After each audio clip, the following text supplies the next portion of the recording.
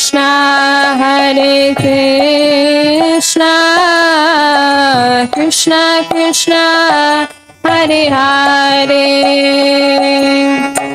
Hare Rama, Hare Rama, Rama Rama, Hare Hare.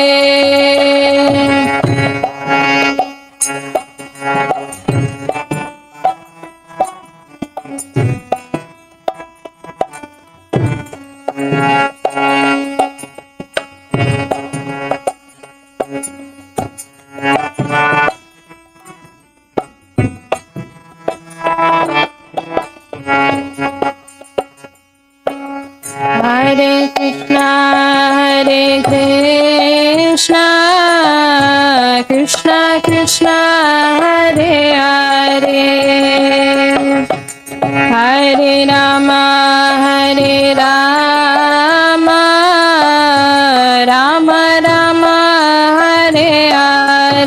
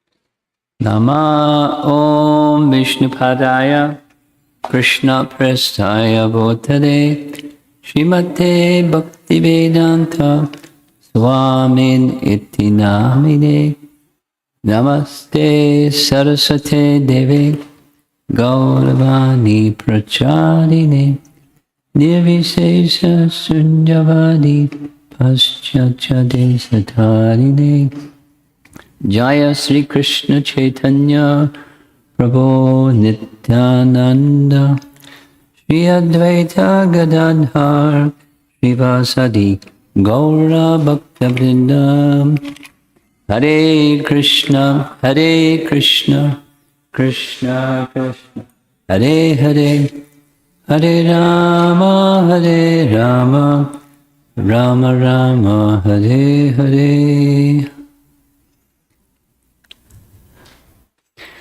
Participation has thinned out significantly. People had to go to other places and do other things. Some driving at quite a distance, 12 hours away.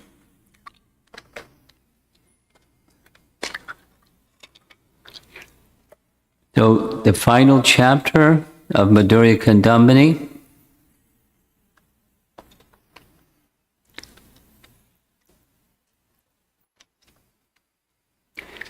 fulfillment of the heart's desire,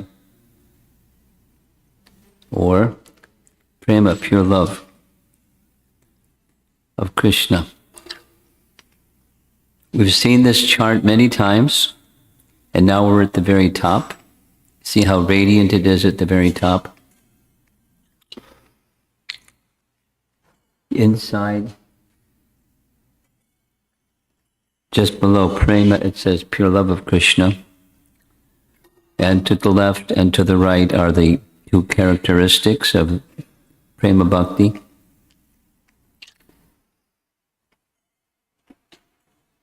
Sandrananda, Ananda, Sandrananda, incalculable bliss, and Krishna, Karshani, Krishna Karshini, the only means for attracting Krishna. And boy, does Krishna become attractive. Here's the statement found. There are several statements in Bhakti Rasamrita Sindhu. This terminology is not Vishwanath Chakrabarti Thakur's, it's actually Rupa Goswami's. In Rupa Goswami's Bhakti Rasamrita Sindhu 1137, he identifies a verse from the Srimad Bhagavatam that illustrates Sandrananda Visheshatma. Lord, so this is Shukadev Goswami having this dialogue with Maharaj Parikshit from the 5th canto Bhagavatam. Lord Mukunda himself was the protector, spiritual master, worshipful deity, well-wisher, and head of the Pandavas and the Yadu dynasty. Now remember, Maharaj Parikshit is in that dynasty, so he's familiar. Sometimes he, that's Krishna, even became their obedient servant. It is a matter of great fortune because Bhagavan easily grants liberation to those engaged in bhajan unto him, but he does not easily award prema for him, which is far superior to liberation. And Jiva Goswami's commentary. Those who engage in bhajan unto the Supreme Lord by executing the ninefold limbs of bhakti. There's ninefold limbs of bhakti which are different than the 9 stages. Shravanam, Kirtanam, Vishnu Smaranam, that's the first 3, so it's a different list.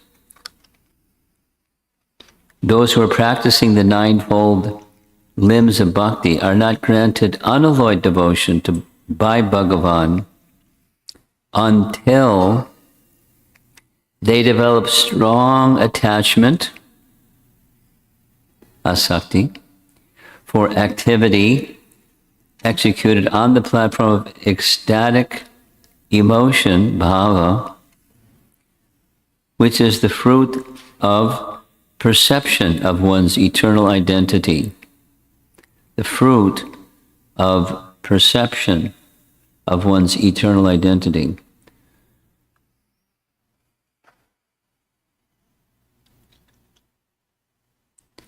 Until that time comes, one's devotion is simply chaya bhakti, abhas. It's like double, chaya and abhas, bhakti. That's Jiva Goswami. He's while honoring bhakti that's not at the stage of perfection, it's a compare contrast. The stage of perfection is so exalted, so rare to be achieved, that those who achieve it come to know their spiritual identity becomes revealed to them. It's that platform, very elevated platform. And the next verse from Bhakti Rasamrita Sindhu 1137, he cites a verse where he's indicating that the preamble is prema bhakti is composed of a special condensed bliss. Prema bhakti is composed of a special condensed bliss. Let me just touch it. It's too heavy. Thank you. Neela Madhava can wear something like this.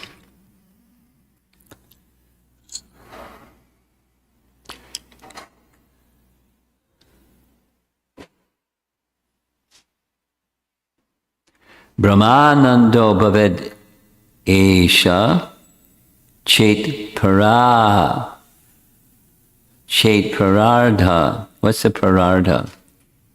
Prarardha is half of Brahma's day.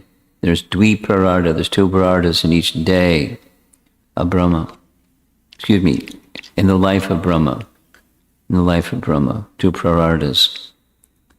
The bliss of Brahman, Brahmananda, accumulated by samadhi lasting for as long as half of Brahma's life, cannot compare to 1 drop of the ocean of happiness, of bhakti.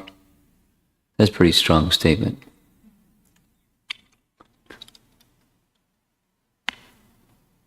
Special kind of bliss. Next, the same verse, Bhaktivinoda Thakur comments on that same verse. Bhakti is very natural, intense, transcendental, and intrinsic pleasure of a jiva.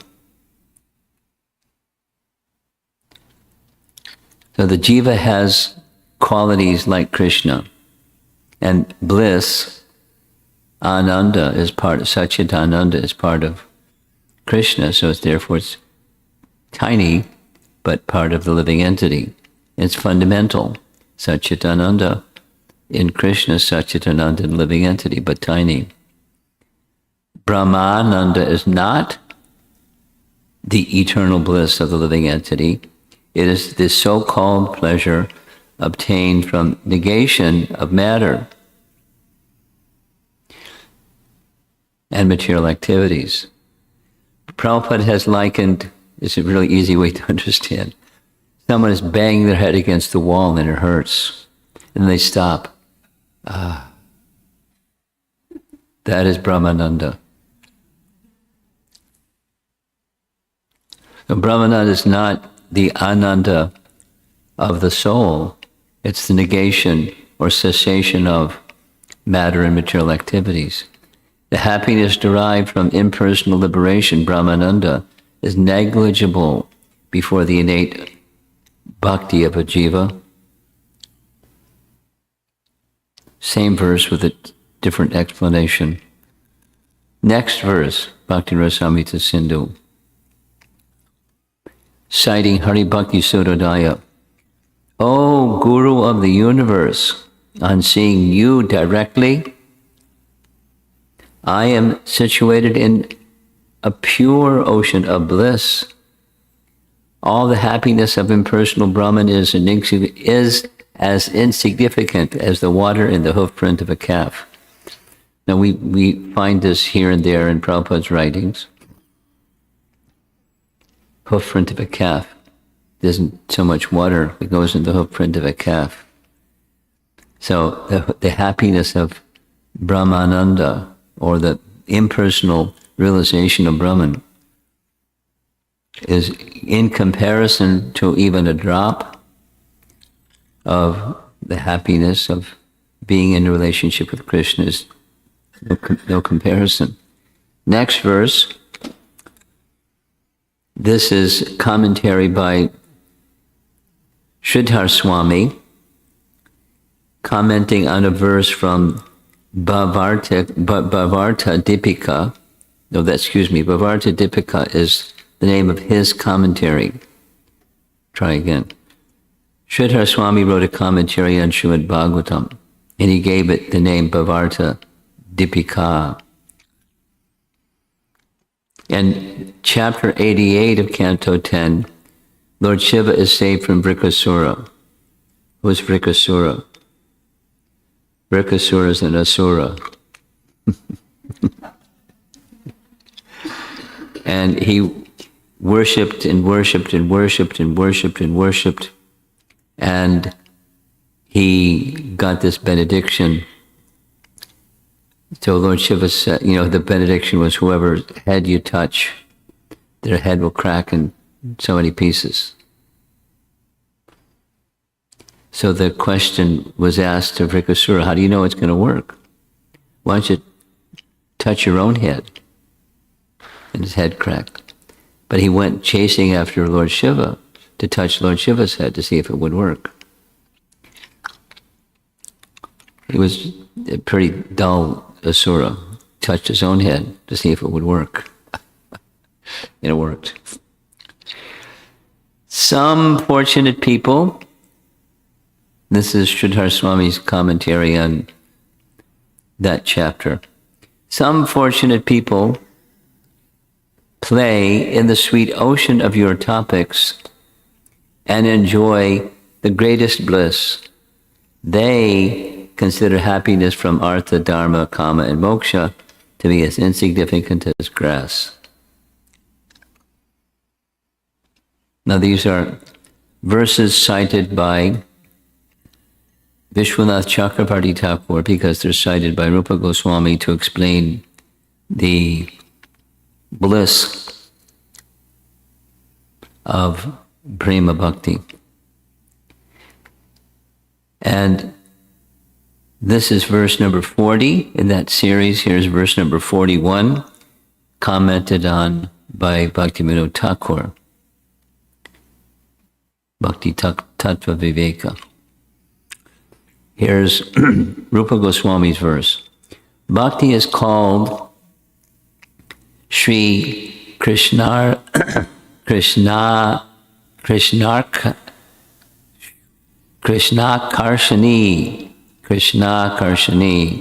because, so we're moving on to the next quality, because it makes the Lord addicted to prema and brings him under control along with his associates.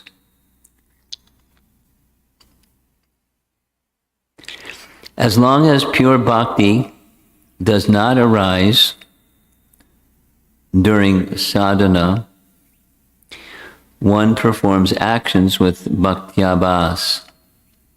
In that condition, bhakti is hard to attain. When pure bhakti arises during sadhana, so is she here? Stira is here or no? She was asking the question a couple of times, when we read about pure bhakti, what does it mean? And my answer is it can mean sadhana or it can mean perfection. So here's confirmation.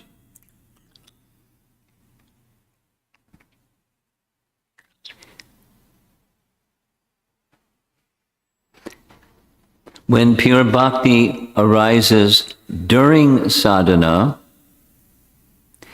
the actions of bhakti take on beauty. Realization of the jiva's siddha swarup and the Lord's siddha swarup becomes prominent among the various beauties. In that bhakti, great attachment with longing or asakti arises. When that state of practice arrives, pure sadhana bhakti transforms into rati or bhava bhakti and finally prema. In bhava condition, that bhakti attracts Krishna with his associates, but in prema, bhakti makes the devotee enjoy the highest rasa as a participant in Krishna's pastimes. You have to kind of like close your eyes and imagine, because it's not within our experience, but we're being given education and training that there is a distinction. Bhava Bhakti and Prema Bhakti. Prema Bhakti, Bhava Bhakti, Krishna becomes attracted. In Prema Bhakti, that Prema Bhakti makes the devotee enjoy the highest rasa as a participant in Krishna's pastimes. So the indication is in Prema Bhakti, one is invited into the direct lila of Krishna with Krishna's associates as a prema bhakta.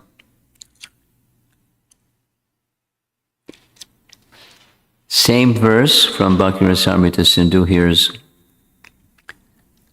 Vishwanath Chakravarti Thakur's commentary.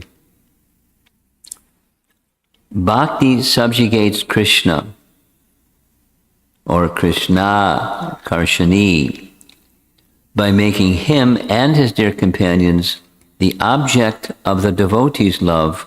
Bhakti is thus said to have the power to attract Krishna.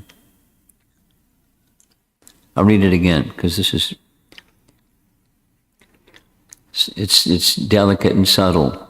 Bhakti subjugates Krishna by making him and his dear companions the object of the devotee's love. Bhakti is thus said to have the power to attract Krishna. This power to attract Krishna is confirmed by Narada in the Srimad Bhagavatam. Narada had been glorifying Prahlad to Yudhisthira, on hearing which the king lamented his own inadequacy, saying, "Oh, how fortunate is Prahlad! He has seen the Lord. We cannot compare to him." In answer to this, Narada said, "You, Pandavas, are the most fortunate of humankind. Even the sages who sanctify the world flock to your home. For the supreme spiritual truth himself has taken up personal residence there, disguised as an ordinary man."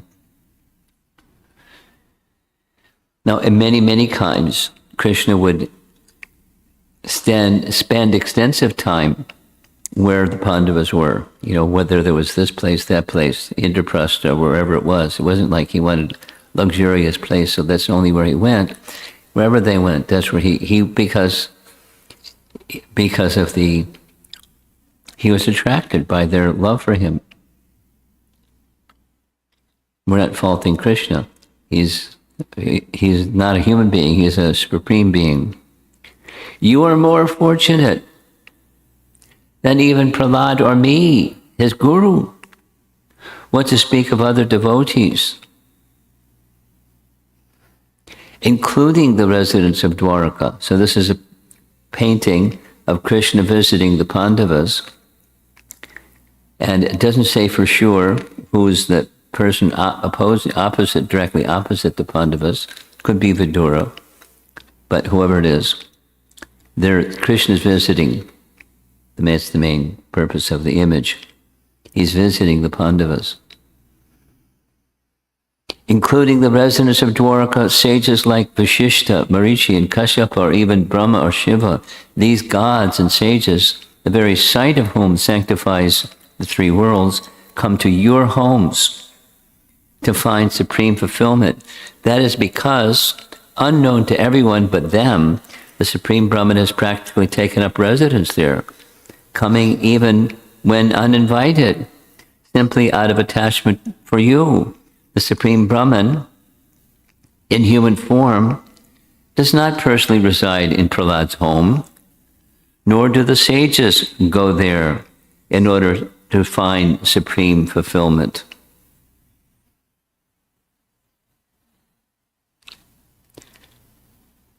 So Vishwanath Chakravarti Thakur is pointing to this exchange to indicate how rare is the pure devotion of the Pandavas and how rare is pure devotion, and it attracts Krishna.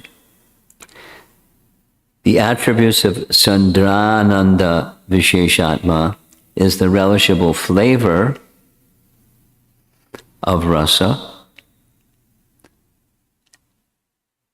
of prema, whereas its attribute of attracting Krishna, Krishnar Kashani, is the supremely nourishing power of that rasa.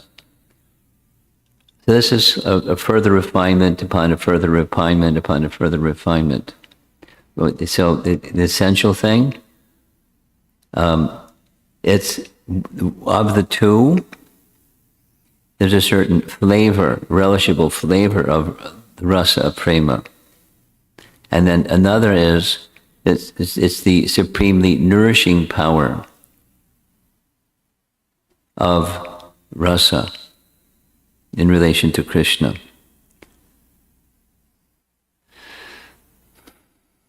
Further, the next verse of Bhakti Rasamrita Sindhu, this is making reference to a discussion between Krishna and Uddhava, my dear Uddhava.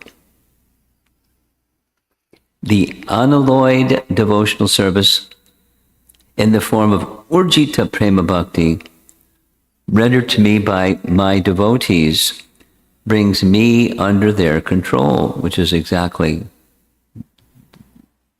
what this term means. Those engaged in mystic yoga, Sankhya philosophy, pious work, Vedic study, and austerity and renunciation cannot thus control me to this extent. Jiva Goswami's commentary: it cannot be that sadhana brings Krishna under control because of the statement in verse 41, which was the previous verse, that Krishna is brought under control only by sadhya bhakti. Thus, the meaning bhakti only after achieving sadhya bhakti, prema, controls me.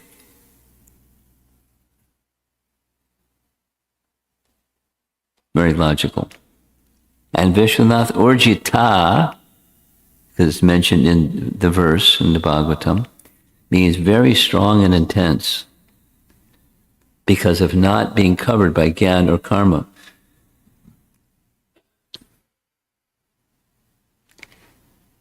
So is it clear? You want some time to study what it says before I move on?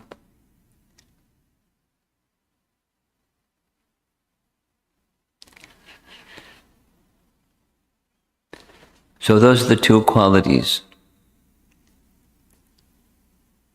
The supreme bliss, and it attracts Krishna. Additional qualities of Krishna. Transforms material emotions into spiritual, has the power to attract Krishna. Devotees they don't lose consciousness, but they lose self-consciousness. Full Krishna consciousness. Anxiety for darshan, realization of Krishna's form, etc. Spurti. Spurti. Remember the meaning? Sudden appearance, unannounced. Boop, Krishna appears. One is startled. Spurti. A taste of concentration on the Lord found in the highest devotees of Krishna. And Krishna reciprocates. Sequentially or chronologically, there's the Lord's beauty in these descriptions. This is how it proceeds. The Lord's voice, the Lord's fragrance, the Lord's touch, Lord's taste, that's 5 of 7, generosity, compassion. So sequentially.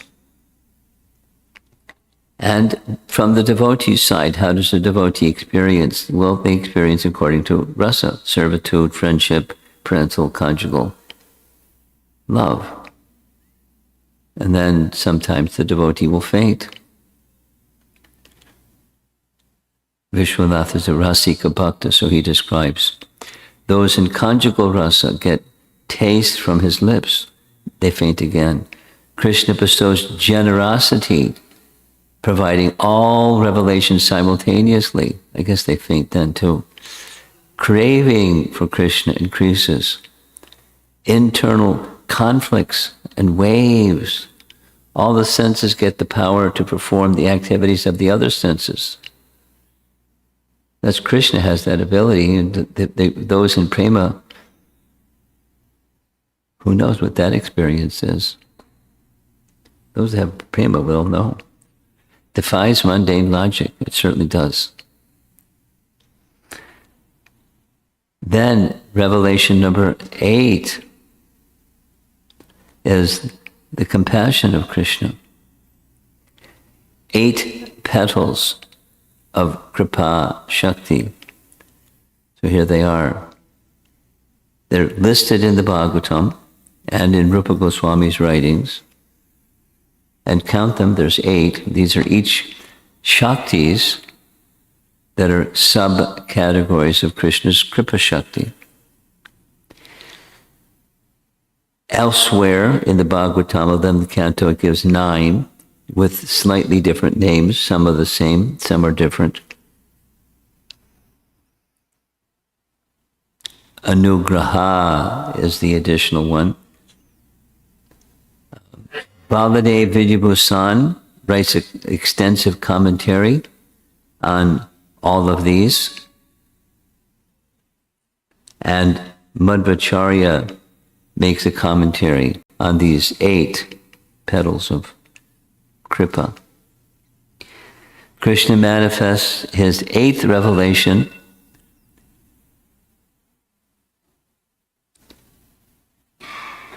What happened? Something happened. There we go. Kripa-sakti appears in different forms.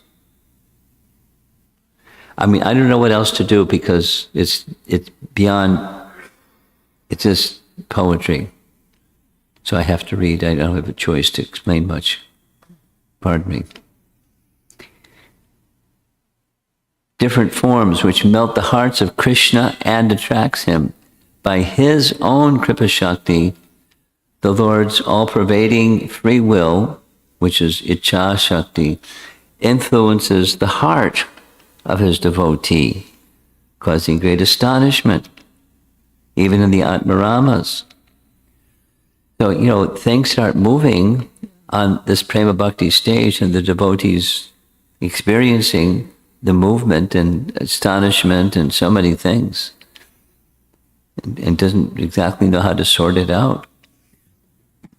Krishna's Kripa-sakti invites Bhaktavatsalya to rule over the Lord's auspicious spiritual qualities. So he has energies, Shaktis, and according to what's his Ichha-sakti, then his energies do what his energies do. So Kripa-sakti is one of his energies, and when Kripa-sakti is invoked by the presence of the prema bhakta, his another energy, Bhaktavatsala energy, rules over all of the Lord's auspicious spiritual qualities. So he becomes very joyful, and the devotees experience his joyfulness, and they're enjoying it. Like this nice Bilvamangala Thakur painting. Krishna's quality of Bhaktavatsala, his affection for his devotees, rules over all Krishna's other qualities.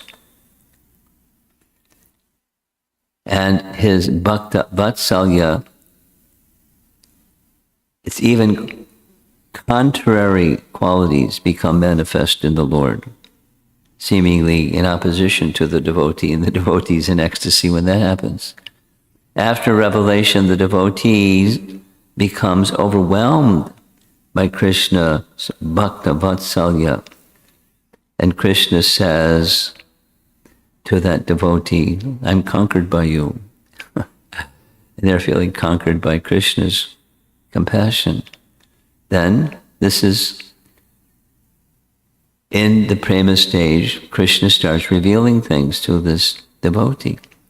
His abode and Radha and her associates and Krishna's friends, relatives, servants. It gets to be a pretty crowded assembly. And who knows what everyone's saying, Hari Bol at least. Higher stages of prema. Okay, this is beyond anything I understand. Sneha, mana, pranaya, raga, anuraga,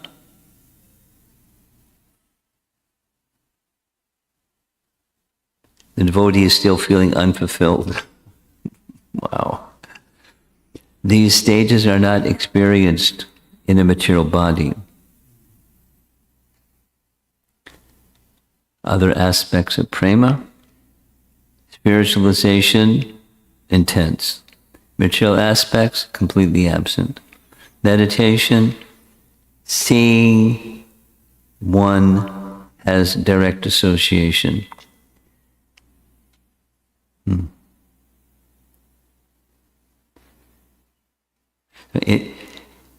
In bhava stage, Krishna may suddenly, Spurti may suddenly appear in the mind. And in contrast to suddenly appearing in the mind, Krishna, the devotee is seeing Krishna all the time because Krishna is attracted by their love. And then when the devotee has all these experiences, they're wondering, was I just dreaming? What's going on? Rolls on the ground and faints, seeing, so the ecstasies of Chaitanya Mahaprabhu. Think of those examples. He sees Krishna everywhere, and then poof, Krishna disappears. As if it wasn't already there, he reaches the goal of Krishna consciousness. So there's our chart. We've seen the chart many times. There's our diagram. We've seen the diagram many times. Here's our introductory slide to Madhurya Kadambini. And we're ready to close up. Ooh. The end. Krishna Krishna.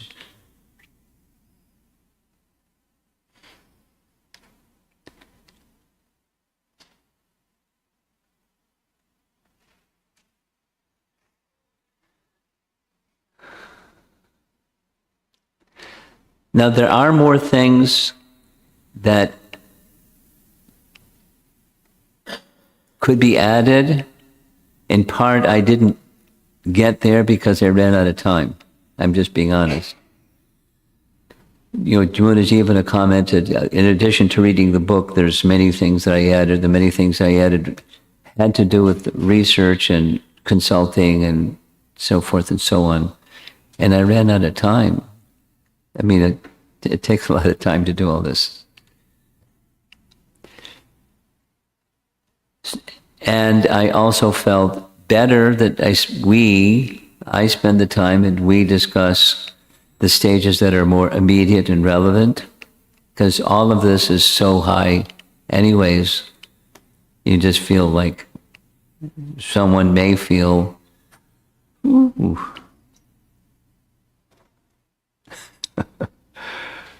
But it's touched on. I didn't, maybe another lifetime we'll go into more details for Bhava Bhakti and Prema Bhakti, but I didn't do it. But you have the outline, how elevated it is.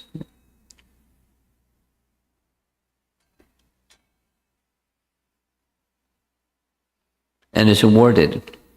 It's at this stage of bhakti, at any stage of bhakti, but particularly at this stage of bhakti, there's a direct relationship between the bhakta and Krishna. And he's reciprocating. And it's never static, it's very dynamic, and he bestows upon that devotee in different ways at different times.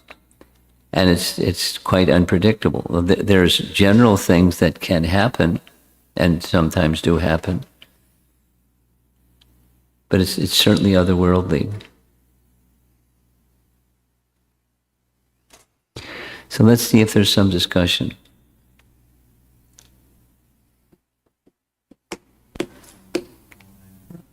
Online from the morning, okay, let's start there.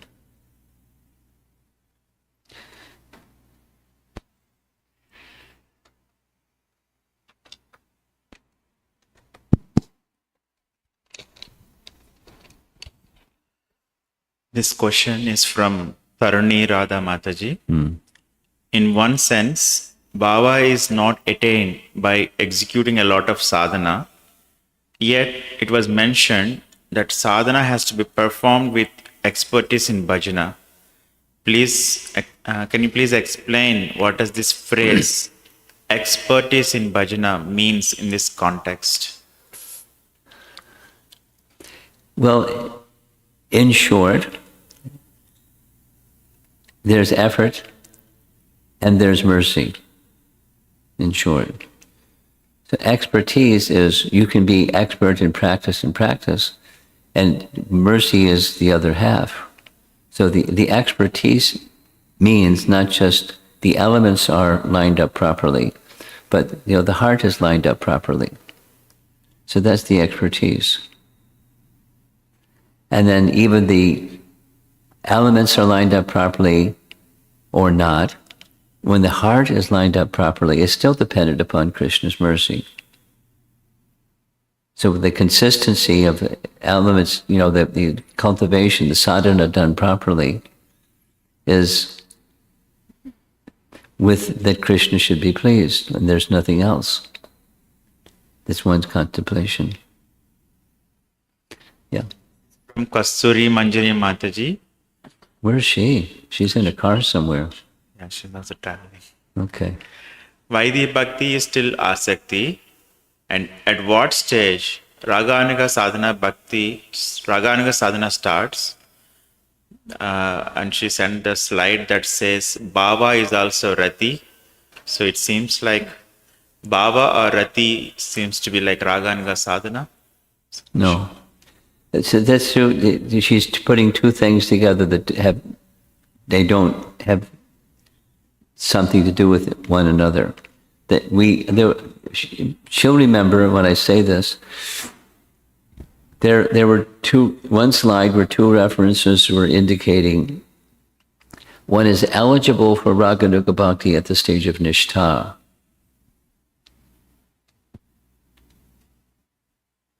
And Raganuga sadhana bhakti so when there's no nishtha is when the lower purposes, karma and jnana, and the modes of nature, passion and ignorance, they're nearly gone. That's nishtha. So then one is eligible for Raganuga sadhana bhakti. And it has nothing to do with the rest of what she said. Just one final question from Sasimukhi Mataji. It's about the why question. It's about why. Why? Asking the question. Okay. Asking why. Why after convinced and practicing Krishna consciousness, one should be still asking why question? Is it because of having a doubt in our sadhana or immature stage of our bhakti? Well, whatever one has as an answer as a new devotee needs refinement. So the reason for continuing to ask the why question is to refine the answer. And another is to refocus, because sometimes it does happen, we get distracted. And the purpose of why we're doing something, the sincerity may be there at the beginning. Generally speaking, it's there at the beginning, but it may get lost through time and circumstance. And so asking again the why question is to hit the reset button, make sure we're still on the right path and we haven't gotten off into the forest somewhere. And to refine the question itself, or the answer to the question. It's sankalpa. What's the intention behind this or that? I'll give a nice example that comes to mind. Somebody sent me a recording of kirtan in Vrindavan. And the second kirtan ear, first kirtan ear was Badahari. The second kirtan ear, I think his name is Prahlad. Once upon a time, he was like a child prodigy from Australia, and he loved kirtan, and Indradumna Swami disciple, and he just was a celebrity as a little boy, young boy, and now he's not a young boy anymore. So there was a YouTube recording of his singing, before singing Jai Radha Madhava, encouraging his audience to ask the why question. I mean, that's not how he put it, but this, activities of bhakti can become routine, and we're not really devotionally meditating on what we're doing, we're just doing. Because it's what you do when you're a devotee. You pay obeisances, and you say Jai Radha Madhava, and etc. So the introduction was very nice, and then he sang very slowly, meditatively. It's inviting. The reason I'm bringing this up is it's asking the why question again and then again and again is to hit the refresh button and quite possibly come up with a meditation that's different than 5 years ago.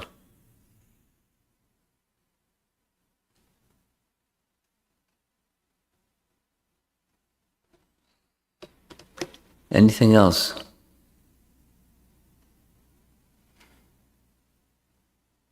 Krishna Guru Maharaj, wanted to express my gratitude. One of the objectives that you mentioned in your very first class was to increase our appreciation for the Acharyas, Srila Vishwanath Chakravarti Thakur, Rupa Goswami and Jiva Goswami. And I just wanted to share that definitely happened over the weekend. We've always heard from you like some commentaries from Vishwanath Chakravarti Thakur, but this was very comprehensive. Even though I could not comprehend a lot of it, they're like some dots and I need to, but the inspiration came that I have to go deeper and there is so much more to learn. And one of the things that kept repeating in your slides is to intensify bhakti. And that's one of the inspiration that I'm taking. And also, I was referring the book and your slides were so much more comprehensive in terms of linking all the commentaries from the Acharyas. So wanted to thank you for that and express my gratitude. Thank you. Oh, this evening, what I would have done otherwise, but because this evening is a Sunday feast with new people, otherwise I would have front and center. First is let us meet and greet and come to know and appreciate Vishwanath Chakravarti Thakur. So that's coming at the end instead of at the beginning because of the audience this evening. So when you or anyone who's been involved in this thus far 12-part presentation, part 13 is going to be far more meaningful. Who is Vishwanath Chakravarti Thakur? Than a person that hasn't heard all those things. The lives of great souls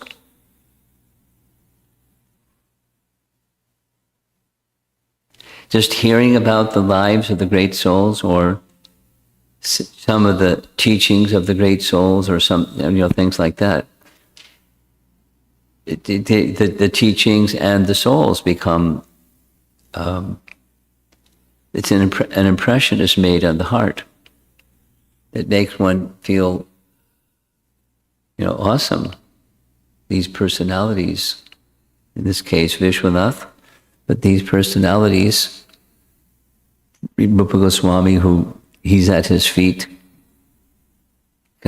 consistently referring to him and receiving inspiration from him, even sometimes saying or expressing differently, but it's not in one-upping the previous acharya. It's just inspiration and realization that comes.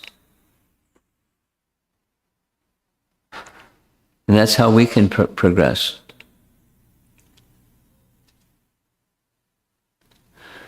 wherever we live, most of us are not living in Vrindavan. And if you can't live in Vrindavan, it's encouraged to you meditate on residing in Vrindavan. So how do you meditate on residing in Vrindavan when you live in some other place? How do you do that? So when you become attached to those who are residing in those holy places, or attached to those who are attached to those who are residing in the holy places. And that's what our acharyas are doing. They're attached.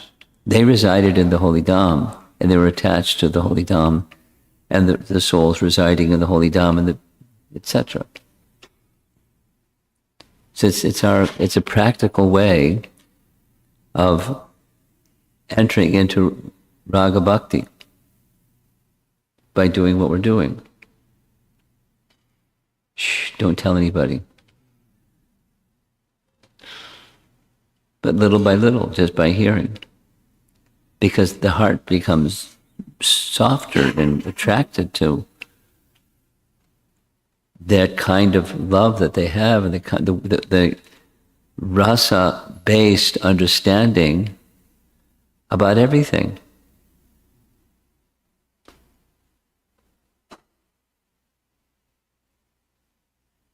That's my comment on your comment. You have the microphone. Similar, this morning when you were speaking of Bhaktivinoda Thakur, you were commenting from Bhakti Tattva Viveka, and he mentioned how bhava is attained by firm faith over a prolonged period of time, practicing sadhana bhakti. So I was curious, and I looked up when did Bhaktivinoda Thakur write Bhakti Tattva Viveka. And it was in 1893. He was 55 at the time, and he'd only been practicing. He was introduced to Chaitanya Charitamrita at the age of 30. So he'd been doing it only for 25 years. I know devotees who've been practicing 25 years, and he was able to speak of these really high stages of bhakti in a very short amount of time, and speaking about how it takes a lot of time to get there. So I was just appreciating how elevated Bhaktivinoda Thakur is. The question I have, Maharaj, is from the morning on the concept of mamata. Something that I've been thinking about for some weeks is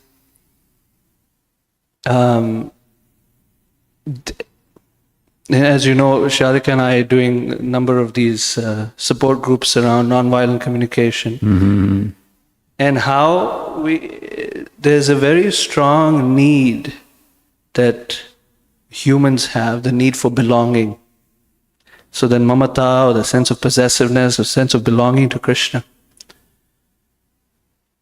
is that need for belonging drives humans to do all kinds of crazy things. Crazy things. And sometimes I've observed that people even join a spiritual movement, not necessarily with the motivation of I want to develop my relationship with Krishna, but rather it may be this need for belonging that makes them join a group, and it's the same need that distances themselves from that group. So my question to you is, this sense of belonging, mamata, that we're hearing about in the bhava stage, could you comment on how that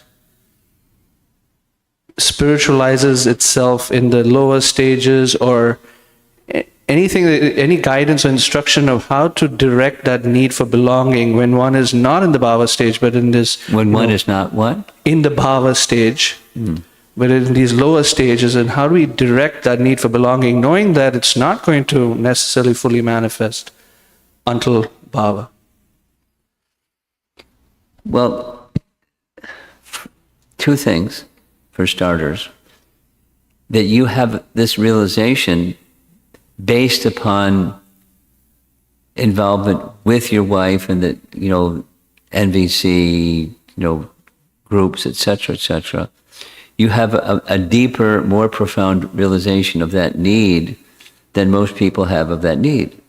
People do things without knowing what their need is and doing because they have an unconscious or non-explicit need. So you're a good example of, someone that's not at the Bhava stage that can have, a deepening sense of, let me be very selective, or let me consciously choose belonging to what, as opposed to just belonging to because there's a need. This is what's behind it question, the why question. Why am I fill in the blank? Why am I putting my hand in my bead bag this morning? I mean, I was trained like that to some extent anyways, as a new devotee. Vishnu Jan Swami visited, in New York, doing his Radha Damodar bus program, and it was very wonderful. His training was, while you're, in brahmachari life, ask the why. Why am I putting on tilak? No, Vaishnava put on tilak. But why did Vaishnava put on tilak? While I'm putting on my dhoti, why am I putting on this dhoti? In the way that I'm putting on the dhoti. His answer was simple because it was him. It was like, this will please Prabhupada. And that was his heart. And that was how he trained. And it made the Krishna connection really simple. It's just pleasing Prabhupada. Simple things, anything. Why do I eat with my right hand? Why do I eat anything? There's other things, but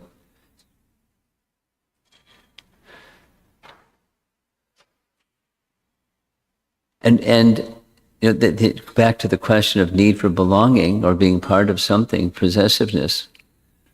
It's a need. It's there in a spiritual sense, but it can be a belongingness if it's bhakti related to something that's quite simple.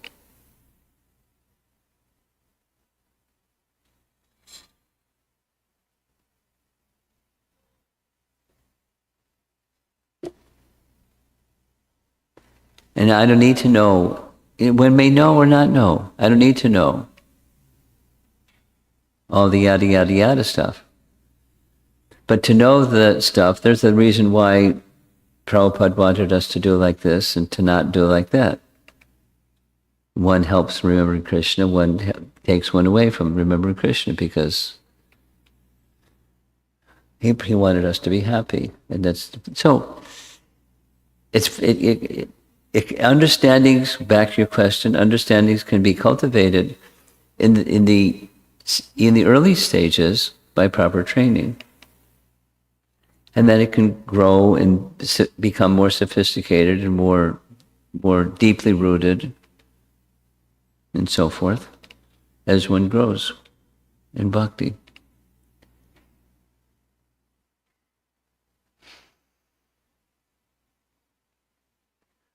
What's there in mature, it's like this, which is a tulsi, and it's all of the above. So within the seed is everything. And the everything includes bhava. Within the seed is everything. Nityasiddha Krishna prema, saja, Krishna prema, saja kabunoi, saja. Not sadhana, saja. It's within the heart of every living entity. Not matured yet, but it's there. So it's just maturing. And pointing out as back to your example of the nonviolent communication, and one of the human needs is feeling belonging, recognize that feeling of belonging. Don't deny it. Don't trash it. Don't stab it to death. Don't, lots of don'ts, but what's the do? Connected with what? Sense of belonging connected with what? And because otherwise it's transient and not satisfying. You have to find something else and find something else and find something else.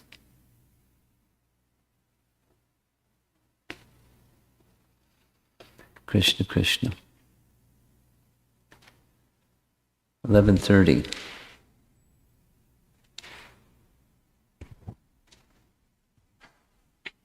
Hare Krishna Maharaj. I want to express my appreciation and gratitude for the wonderful content coming from Rupa Goswami, Vishwanath Chakravarti Thakur, and your expert delivery. I used to think the stages of bhakti are mushy, pretty sentimental stuff. I didn't have understanding. Okay, so we're getting an education. Right. Now I have deeper appreciation that it's very scientific and there are many layers to each stage and very defined. Recently I've been doing Bhakti Shastri in the second... Using what? I was doing Bhakti Shastri. Uh-huh. And in the second chapter of Bhagavad Gita, there's a discussion of Arjuna asking Krishna about a person who is immersed in transcendence. How does he walk? How does he talk? And stuff like that.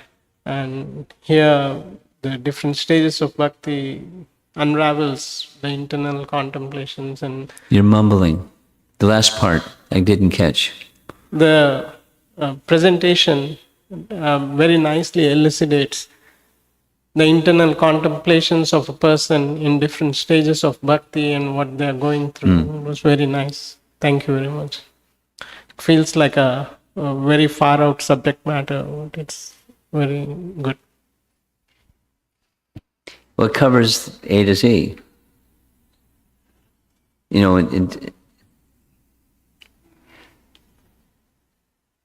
were only 13 classes.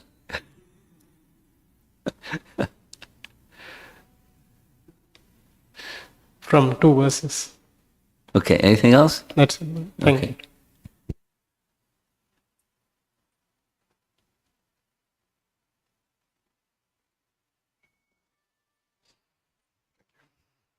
Hare Krishna Maharaj. All right, Paul. Thank you very much for the retreat. It's very, very wonderful experience. Let's see. I don't know why this came to mind, but it seems like experiencing prema, the experience is so intense and wonderful and everything, that for some ashrams, it seems like it, I think it's certainly possible to experience it in all the ashrams, but with something like Grihastha ashram, if you're experiencing that, if you come to that stage and you're always experiencing that, well, for one, I don't know if I would want to stay in the Grihastha ashram, but the other is, can you continue to function with your duties and everything in that ashram and also experience prema? Yes. Let me say back your question in a different way. Are there examples amongst the Mahajans who were Grihasthas? And etc. Are there examples in the Saptarishis who were Grihasthas? Yes. Vedavyas. There's examples. No. Does it have facilities being renounced? And are there facilities being grahasta? There's pluses and minuses with everything. So the main thing is the bhakti, not the ashram. And there may be, so there may be's. So one should be try to become clear how one is situated, and then proceed. For example, we're going to hear tonight, Vishwanath Chakravarti Thakur, when he was young, he was married. He didn't stay in a household ashram for very long, but he followed the dharmic behavior of a young Brahmin boy, and he became married. Now, there isn't information what happened to the poor girl when he left her, but Chaitanya Mahaprabhu also. Anyway, so there's examples. But Nityananda married and had children.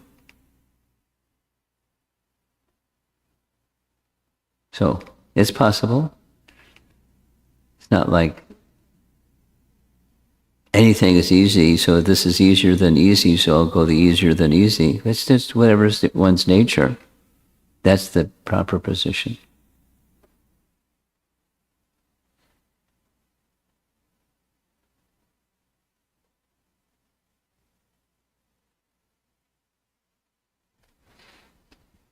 Hare Krishna.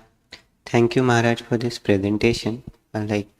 I know it doesn't sink in very nicely, but still it feels that it is very nice to hear again and again. I have two questions. First question is that I could not understand. Is our quality of chanting has any relationship to the 9 stages? Of course. Our relationship with the chanting is a relationship with Krishna, which has a relationship with the 9 stages. It directly connects, or they're connected. Because, the process of bhakti is resting upon the initial of the 9 categories of bhakti. This is the Shravanam Kirtanam, begins with Shravanam Kirtanam. And then the other. Okay, does that answer your question? I was trying to understand how that direct connection. How? Well, it is the principle of what is chanting. In this age of Kali, the incarnation of the Supreme Lord is the holy name. Kali, Kalir, Nama Rupa, Krishna avatar.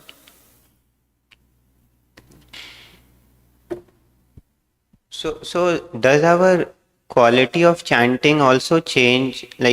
Of course. Is there a bar that we can achieve this level of chanting only after reaching this stage? Not quite like that. It's not rigid like that.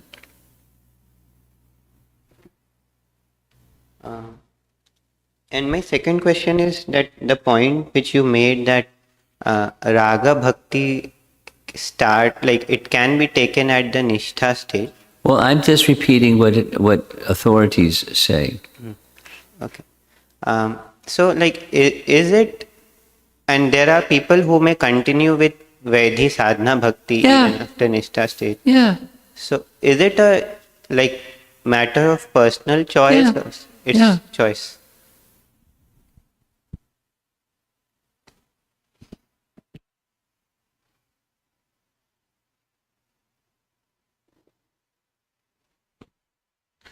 Hare Krishna Guru Maharaj. So you may have already covered this, but it's from the first day class. We talked about the 5 stages of Brahman realization. Yeah. But I was thinking about this Brahmedi, Paramatedi, Bhagavanedi. So that is also realization of God realization. 3 stages. How both are connected? Thank you. The Jnana Moya stage closely resembles, it's not a one-to-one correlation, but closely resembles the Brahmeti.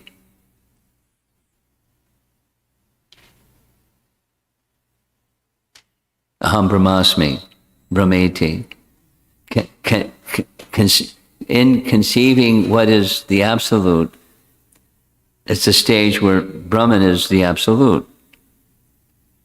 That's Jnanamoya stage.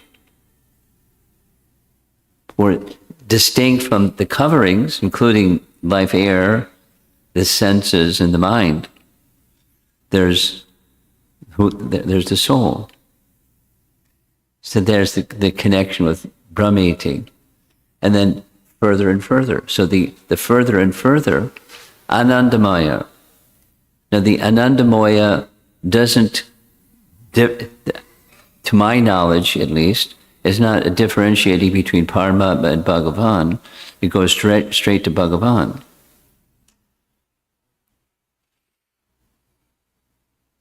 Okay? Right.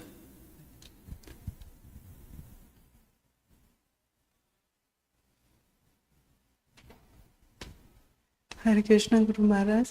My question is that in Prema Bhakti, Krishna revealed his spiritual identity, one spiritual identity. Sarupa he got in Prema Bhakti. The last part was too soft. Oh. Just the last part. Okay. So in means Krishna revealed one spiritual identity. Means Sarupa he got it. One get his Sarupa, his original. Who am I in Krishna Leela participant? Prabhupada? Are you saying? No, Sarup. Sarup. Yeah, he got it his spiritual identity. One get it his spiritual identity. You know, are you making a connection with Brihat Bhagavatamrita? No. No. What are you referring to? I'm trying to picture clearly what you're asking. Okay. Miss, my question is that one in Prema Bhakti, one Krishna revealed one's spiritual identity. Yes. Yes. Okay.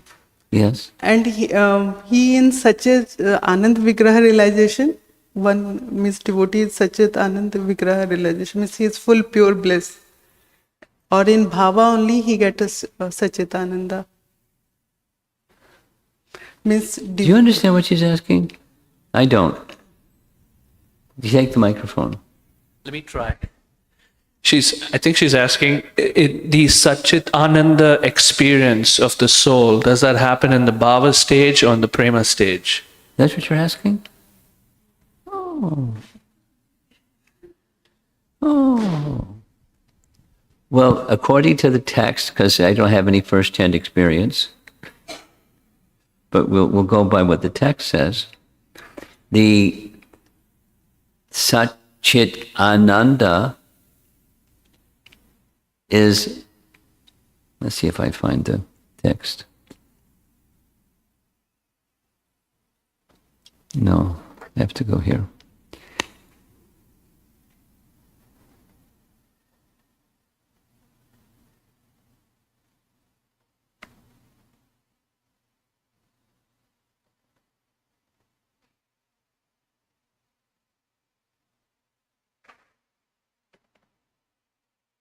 Okay. 7th chapter is dealing with Bhava Bhakti. According to the text, eternality, knowledge, and bliss, or Satchitananda, are emanations of the soul, and they reach a blossomed stage in the Bhava stage, which means it would carry over into the Prema stage, but it's blossomed, and then the fruit, so the bud, blossom, fruit. So it's certainly possible that a deeper or more profound or more complete realization in the Prema stage may be there, but it's blossomed in the Bhava stage, and one becomes aware. And when you feel something in relationship with Krishna, does that satisfy what you're looking for? We have online questions, yes? One. And I think I want to end after this one. It's a comment by Amara Mataji. Okay. She says, Thank you very much. thank you very much for giving us this glimpse of highest stage of bhakti, prema for Krishna, and how it looks. Definitely this is far beyond what we can fathom at this stage. Yeah. But certainly we have a seed planted in our hearts due to your causeless mercy. All glories to your hours and hours of studies to nourish our Krishna Bhakti. Thank you, Guru Maharaj. Srila Prabhupada ki jai. Vishwanath Chakravarti Thakur ki. Rupa Goswami ki. Chaitanya Mahaprabhu ki. Gaura Premanandi.